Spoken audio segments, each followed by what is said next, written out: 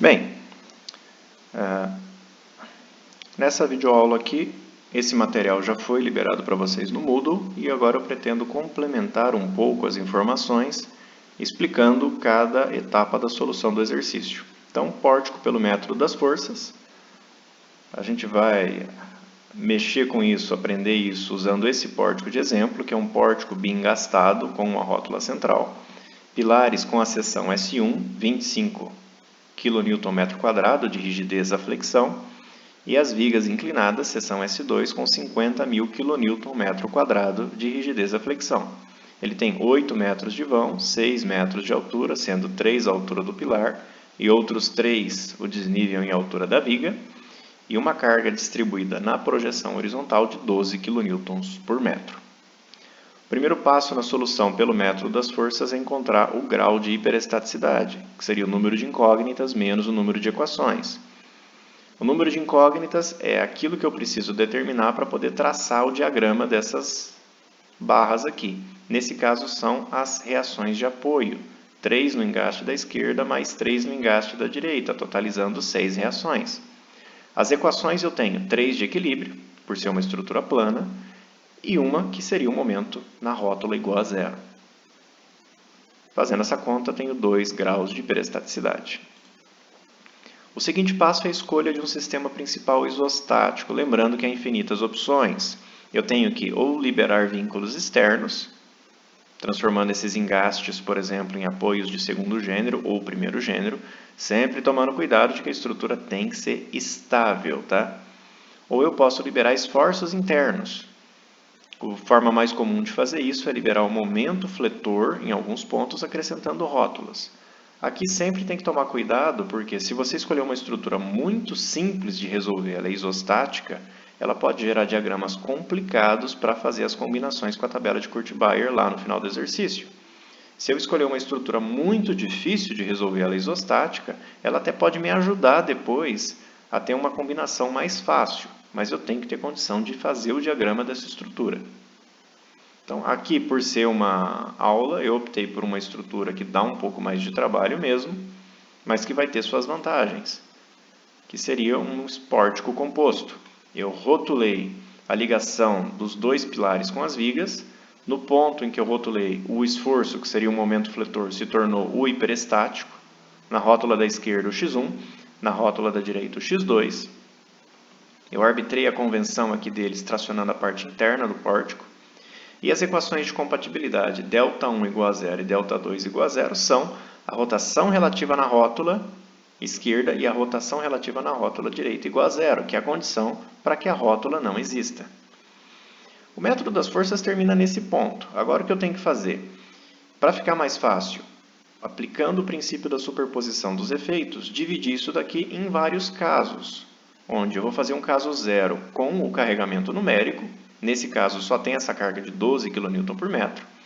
Um caso onde só tem o hiperestático x1, unitário, e um caso que só tem o hiperestático x2, unitário. O nosso caso zero. Eu vou trabalhar com um pórtico decomposto, ou seja, eu quebrei ele nas rótulas e eu fiquei com 2 estruturas engastadas livres e um triarticulado. O triarticulado está apoiado sobre esses pilares, então eu tenho que resolvê-lo primeiro. O que eu tenho que calcular aqui são as forças de ligação dessas rótulas. Como eu tenho a rótula zerando o momento fletor, sobra uma força vertical e uma horizontal em cada rótula. O cálculo disso é simples. Se eu fizer o somatório dos momentos em relação à rótula da direita, eu encontro a vertical de 48 do lado esquerdo. Se eu fizer o somatório dos momentos na rótula da esquerda, eu encontro a vertical de 48 na direita. Elas são iguais pela simetria. E se eu fizer o momento na rótula igual a zero pela direita ou pela esquerda, eu encontro as horizontais de 32. Como isso é uma força de ligação na rótula, eu tenho que pegar essas forças e lançá-las com o sentido trocado na rótula correspondente do pilar. Dessa forma. Assim, quando eu reconectar o pilar na estrutura, as forças se anulam e eu tenho a estrutura como ela era anteriormente. Agora, cada estrutura engastada livre tem 3 reações de apoio e 3 equações de equilíbrio. Resolvendo essas equações, a gente calcula as 3 reações, que seria uma vertical de 48, para o somatório das forças verticais darem 0, uma horizontal de 32 para a soma das horizontais dar 0 e um momento de 96 para a soma dos momentos dar 0. Com essas reações calculadas, a gente consegue fazer o traçado do diagrama de momento fletor. Não vai ser necessário fazer o cortante ou a normal, porque a gente está desprezando as deformações devido ao esforço cortante e à força normal. Só o momento fletor já basta. Então, no triarticulado, como a barra é birrotulada, basta fazer a linha de fechamento, pendurar o QL2/8 e nós temos o diagrama parabólico. Lembrando aqui que o QL2/8, a carga está distribuída na projeção horizontal, então o Q é o 12 e o L é o comprimento da carga. Nesse caso, 4 metros. Então, 12 vezes 4 ao quadrado dividido por 8 é o que dá esse 24 aqui, que está pendurado aqui na linha de fechamento. No pilar, é mais simples. Eu tenho um momento 0 na rótula e 96 no engaste, que forma um triângulo. Sempre tomando cuidado de não errar o lado do diagrama. Ele sempre vai do lado da fibra tracionada. Então, esse é o nosso diagrama M0. Passando agora para o caso 1, eu vou deixar ele em função de x1, trabalhar também com a estrutura decomposta e colocar o x1 unitário aqui. Como eu quebrei a estrutura, ficou um dos momentos no triarticulado e o outro no engaste. A solução é da mesma forma que o caso 0. Fazendo as equações de equilíbrio do triarticulado, eu encontro as duas verticais e as duas horizontais. Lançando essas forças de ligação na estrutura de baixo e fazendo o equilíbrio para achar em cada uma delas as reações de apoio, a gente encontra as 3 reações de cada engaste. Para traçar o diagrama de momentos aqui também é bem simples. Como no triarticulado a barra é birrotulada, a viga da esquerda vai ficar com o diagrama 0 e a da direita vai partir de 1 a 0, formando um triângulo. Nos pilares, eles não são iguais. O pilar da esquerda vai ter um momento de 1,5 embaixo e 1 em cima, formando um trapézio. E o pilar da direita vai ter um momento de meio embaixo e 0 em cima, formando um triângulo. Dessa forma. E esse é o nosso diagrama M1. No caso 2, vou deixar em função de x2, trabalhar com a estrutura decomposta e lançar o x2 unitário aqui.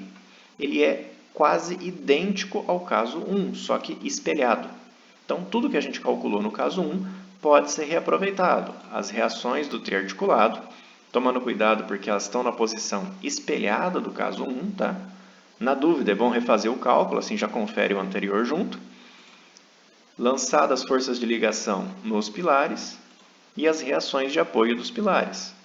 O traçado do diagrama também, o diagrama triangular do triarticulado, o triangular do pilar da esquerda e o trapézio do pilar da direita. Esse é o nosso diagrama M2.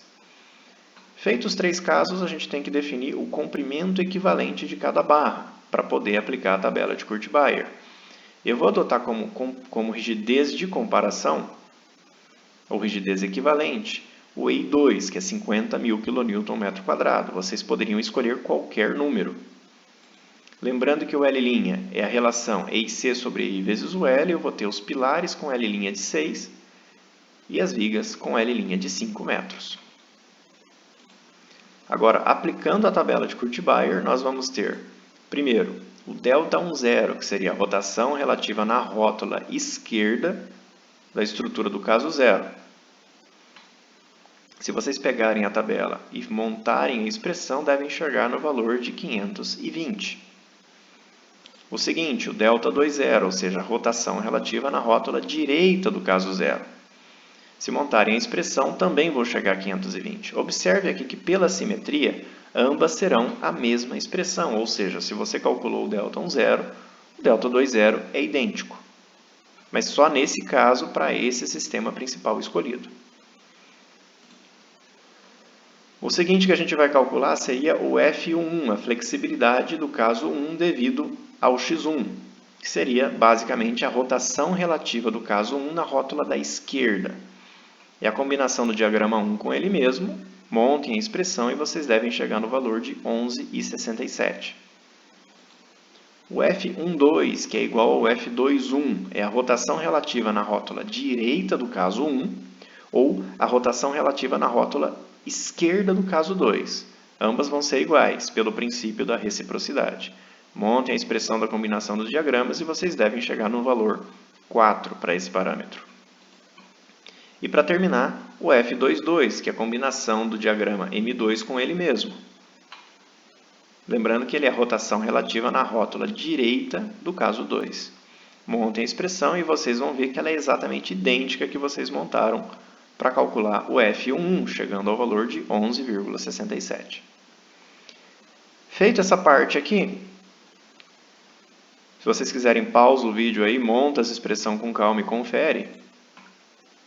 A gente pode observar algumas vantagens da escolha de um sistema simétrico, mas não é necessariamente o mais fácil de todos para resolver essa estrutura, tá? O ponto final aqui seria a montagem do sistema de equação, que seria o ΔI e o ΔI, que a gente impôs como condição de compatibilidade, que serão zero, e eles vão ser igual à superposição de efeitos, ou seja, o que eu calculei no caso 0, mais o que eu calculei no caso 1, mais o que eu calculei no caso 2. A soma dos três vai dar a minha condição de compatibilidade, que é zero. Para ficar mais fácil e a gente não precisar trabalhar com valores muito pequenos, eu não vou dividir os deslocamentos pelo EIC. O que eu vou sim fazer é multiplicar o sistema de equações inteiro pelo EIC, já que isso não afeta o valor de x1 e x2.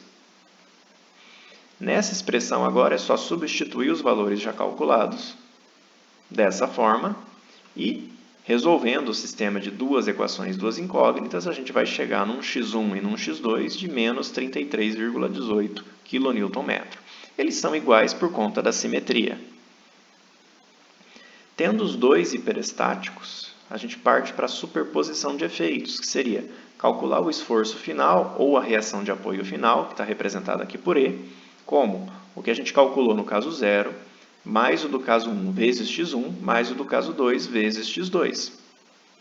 Fazendo isso na estrutura isostática decomposta, como eu estou somando os três casos, aqui aparece a carga distribuída, o hiperestático x1 e o hiperestático x2.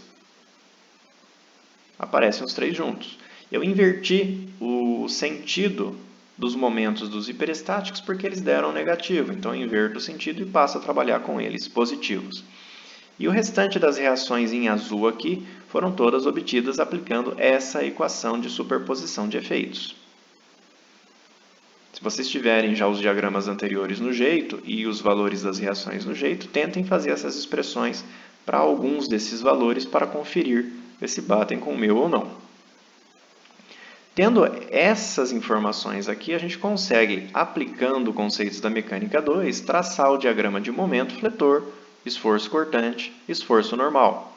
Lembrando que o cortante anormal da barra inclinada, eu vou ter que trabalhar com essas forças e a carga distribuída decomposta na direção perpendicular à barra e paralela à barra. O perpendicular vai gerar o cortante e a decomposição paralela vai gerar a força normal. A inclinação dessa barra é de um triângulo 3, 4, 5, então fica bem tranquilo de fazer essa decomposição aí. E vocês devem chegar nesses três diagramas, o momento fletor, esses esforços cortantes e esse diagrama de normal. Aqui eu complementei um pouco mais, encontrando, eu não cheguei a anotar, a localização onde o cortante é zero e determinando o valor do momento máximo na viga. Mas isso fica a critério de vocês. Bem, é isso mesmo, eu sei que fica rápido demais apresentar dessa forma, mas vocês podem pausar o vídeo em diferentes etapas, tentar resolver a etapa seguinte e depois aproveitar para conferir com os resultados, com o gabarito que eu estou apresentando aqui. Era isso mesmo e até mais.